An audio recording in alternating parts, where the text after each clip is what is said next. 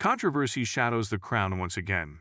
Miss Palestine's challenge to the fan vote intensifies scrutiny of Miss Universe pageant, already rattled by accusation. Miss Universe's image as a polished celebration of global beauty and empowerment is again under strain, as Miss Palestine becomes the latest contestant to challenge the legitimacy of its results and fan voting systems, adding fresh fuel to a pageant already engulfed in disputes.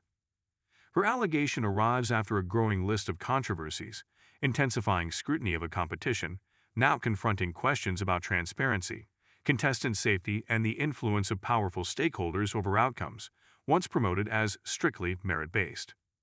Nadine Ayoub, competing as Miss Palestine, accused organizers of manipulating votes in the Most Beautiful People category, when a massive last-minute surge pushed another contestant ahead, a jump she argued was mathematically unrealistic without internal interference. She said she'd have led comfortably until minutes before polls closed, only to witness an abrupt reversal that coincided with technical glitches reported by supporters, some of whom said the app made it difficult to register votes in her favor. Abe stressed that her protest is about fairness rather than personal loss, presenting her participation as a form of cultural representation and arguing that transparent digital systems are essential if pageants wish to maintain credibility with global audiences. Her challenge lands amid escalating allegations, including a public denunciation from Judge Omar Harfuch, who claimed Miss Mexico's win was predetermined and said he faced pressure from pageant owner Raul Rocha to support the result for business interests. Harfuch said he predicted the outcome a full day before the final and promised to release evidence on HBO next year,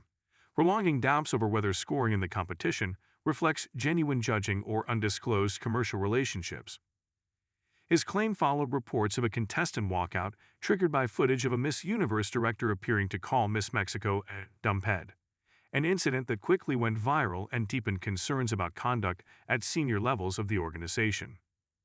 Business Insider previously documented unease inside the pageant, citing racist remarks linked to a former winner, leadership complaints, and the resignation of at least one judge, developments suggesting growing discomfort long before the latest disputes surfaced. The climate of mistrust intensified further when Miss Jamaica, Gabrielle Henry, suffered a dramatic fall from the runway during the preliminary gown segment in Thailand, a moment captured on video and met with immediate public shock. Initial medical updates said she remained in intensive care longer than expected, prompting her sister to travel with family to Bangkok, where doctors monitored complications that slowed her recovery despite early hopes for a quick discharge. Organizers later said Henry was in good health and nearing release, though the incident revived concerns about safety protocols for contestants performing on elevated stages, while wearing restrictive gowns and high heels. Contestants and supporters have since urged pageant leaders to rethink expectations that place women under intense pressure in environments where a single misstep can have serious physical consequences, particularly during live televised segments. Social media reactions to the mounting controversies show wide divisions, with some defending this year's results and accusing critics of politicizing the competition, while others demand an independent inquiry into judging and all fan voting mechanisms.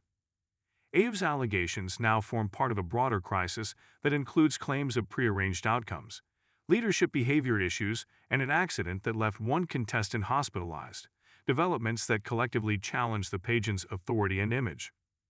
As attention shifts to whether Miss Universe will address these questions with meaningful transparency, many argue that the brand can no longer rely on spectacle alone, with its credibility now tied to how it confronts its most turbulent year.